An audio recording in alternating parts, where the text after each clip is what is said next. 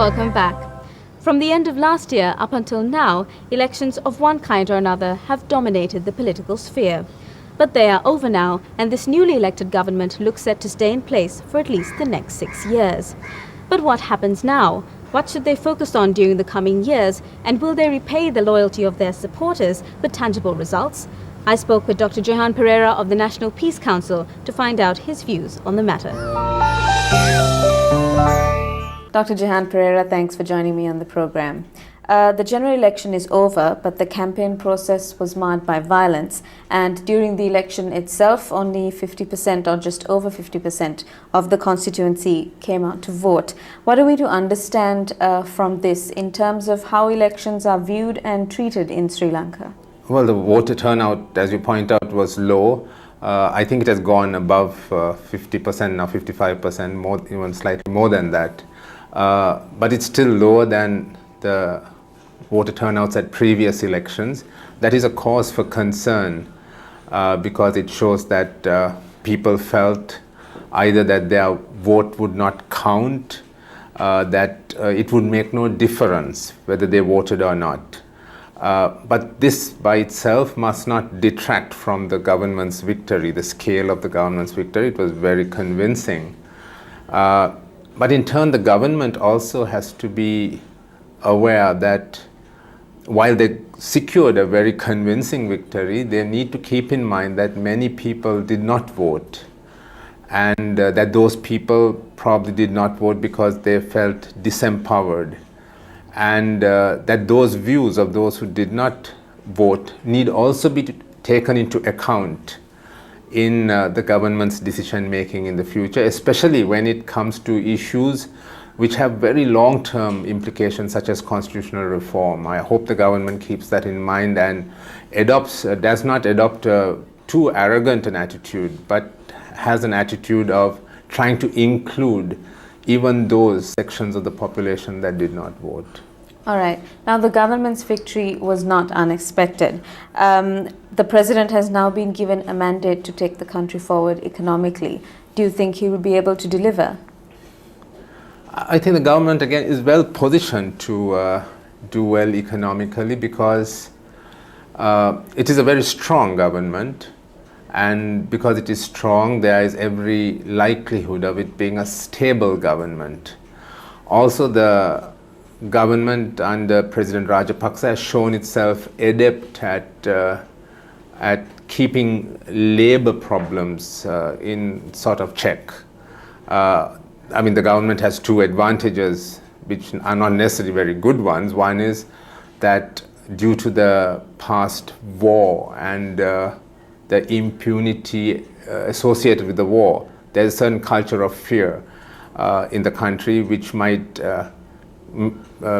induce labor leaders to be very careful in how they approach strikes and things like that. But secondly, the government, also President Rajapaksa in particular, has a way of winning over his opponents and convincing them that it's better to go along with the government.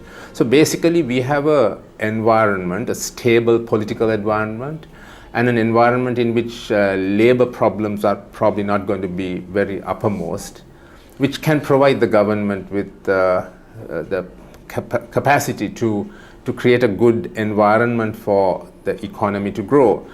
But having said that, there are two problems that the government has to face, and one is the issue of misallocation of resources.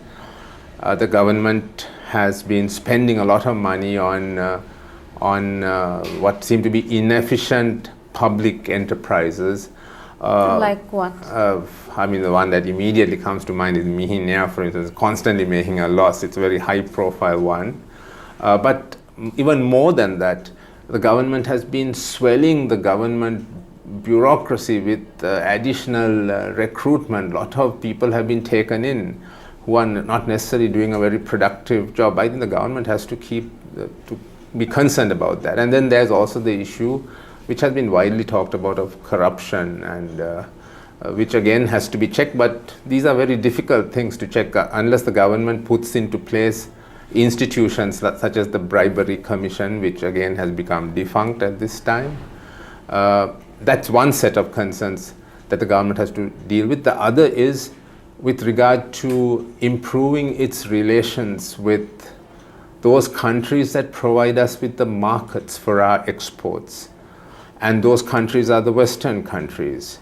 Now, because the government's relationship with the Western world has deteriorated, there have been certain economic implications, such as the removal, the suspension of the GSP Plus, on the grounds that the government did not meet the human rights conditions that were entailed in obtaining that concession, that privilege from the European Union. But do you see this relationship with the West improving in the future?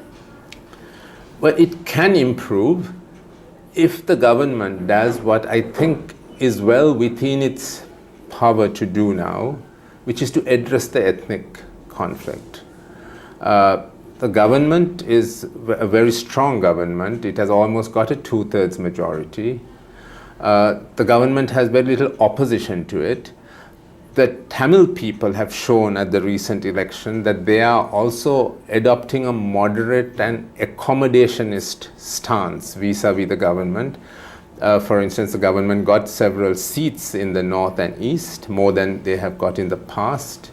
The Tamil people also showed that they were rejecting the nationalists among the Tamil politicians, the ones who broke away from the TNA, for instance, who adopted more nationalist policies, were all defeated, even though they were very strongly supported by the Tamil diaspora. So the Tamils themselves come to the middle, coming to the more accommodationist policy.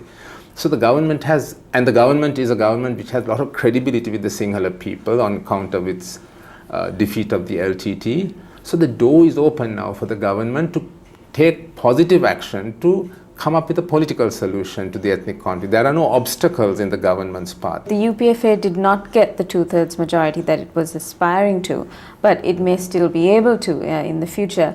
What do you think the implications will be of that, of them obtaining such a large amount of power? Well, it is clear that the reason the government wants the 2/3 majority, the only reason they want a 2/3 majority, to change the constitution, because in the last several years, we have seen that even with the majority they have, which is not a 2/3 majority, the government was able to do whatever it basically wanted. That is not a positive thing, because a good democratic society needs to have checks and balances. And a government should not have the power to do anything it wants and have everyone fall in line and no one can check it. And especially if wrong things happen, if ministers behave badly, they should be held accountable by the police and by the judiciary, which is actually not happening at this time. So the reason the government wants the 2/3 majority, which is very likely to get, either by inducing a few individuals to cross over or some political parties to support it, is to change the constitution. I think there is, and the government will do that to its own benefit. But if it does it in collaboration with political parties rather than getting defectors from political parties, but actually does it in collaboration with the opposition, there's a much better chance of a consensus of the population as a whole accepting the constitutional changes as being positive and in the long-term interests of the country. So I hope that's the route the government takes. And what about NGOs like yours, the National Peace Council? Now that the war is over, what is your role going to be?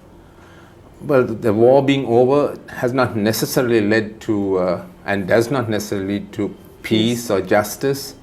And we have seen that both at the presidential election and at the general election, that the people of the North and East did vote differently from the people in the South, and the people of the North and East did not vote for the government. The majority did not vote for the government. That means they are feeling a sense of grievance still.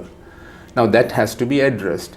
So our organization, the task that we have to do is to take this message to the Sinhala people also, that there is still a problem that has to be dealt with, that the war and terrorism arose because of unresolved problems in the past.